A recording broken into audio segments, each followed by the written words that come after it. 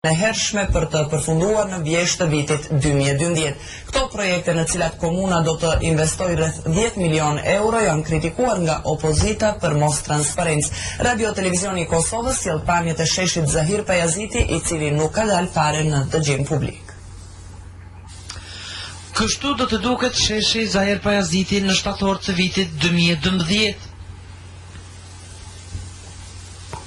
Nëse gjithçka shkon sipas planit të parashikuar nga komuna e Prishtinës, punimet në këtë shesh duhet të fillojnë në pranverën e hershme për të përfunduar në vjeshtë.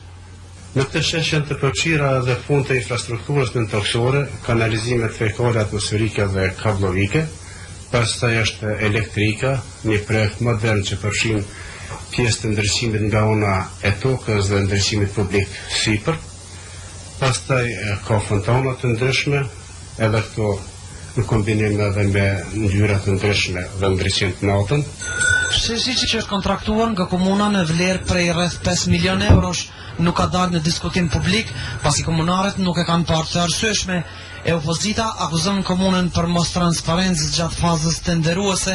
Shemsi Veseli nga PDK-ja thot se komuna po krijon terren për të dyshuar, ndërsa Meliza Haradinaj i kërkon komunës që të ndërtojnë një memorial të përbashkët për t'i nderuar figurat kombëtare.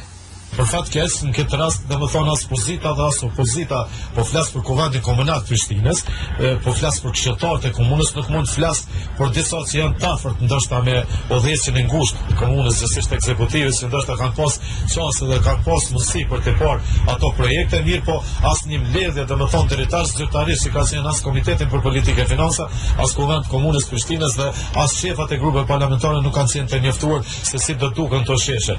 Besoj që gjithë pajtohen që kryeqytetit i duhen sheshet madhështore në emrin e figurave tona kombëtare siç janë Zahir Pajaziti dhe Ibrahim Rugova.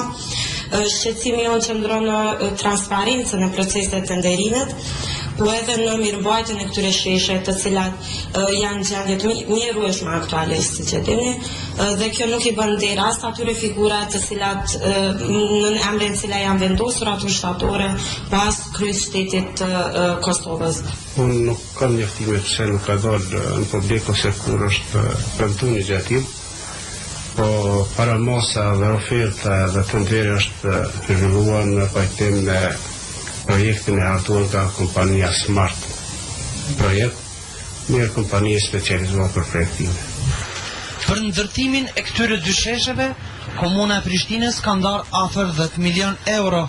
Sheshi Ibrahim Rugova do të ndërtohet nga kompania ABC, ndërsa Zahir Pajaziti nga kompania Steda.